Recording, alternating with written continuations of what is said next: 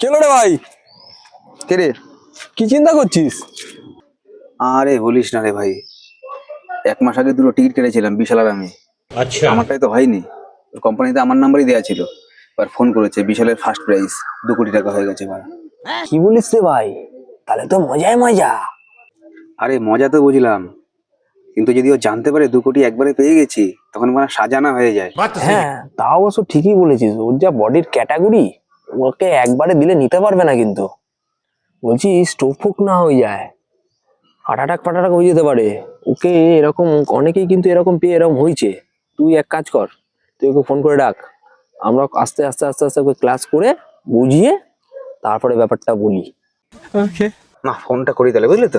Phone কর phone কর, ওটাই ভালো হবে।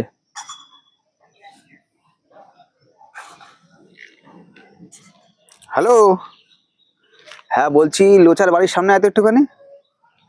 হ্যাঁ দরকার আছে, যাবো এক জায়গায়, তাড়াতাড়ি আয়।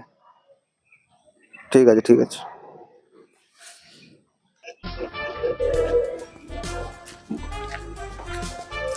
বল। বলছি যে টিকিটটা কেটেছিলাম, টিকিটটা কোথায়? বাড়িতে রয়েছে। বলছিলাম টিকিটটা তো আজকে খেলা ছিল তো। ও খেলা ফেলা ছাড় তো, বাদ দে তো। কোনোদিন আবার হবে হবে না, ছাড় বললে হবে? আর হয় নাকি কোনোদিনও? যা হওয়ার হয়ে গেছে, কি আর হলো। আচ্ছা যদি ধর 2 কোটি টাকা পেয়ে গেলি তুই, তা কি করবি তখন? প্রথমে তোকে 1 কোটি দিয়ে দেবো।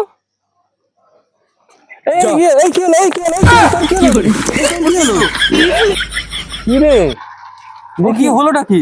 দেখি ফিট হয়ে গেল।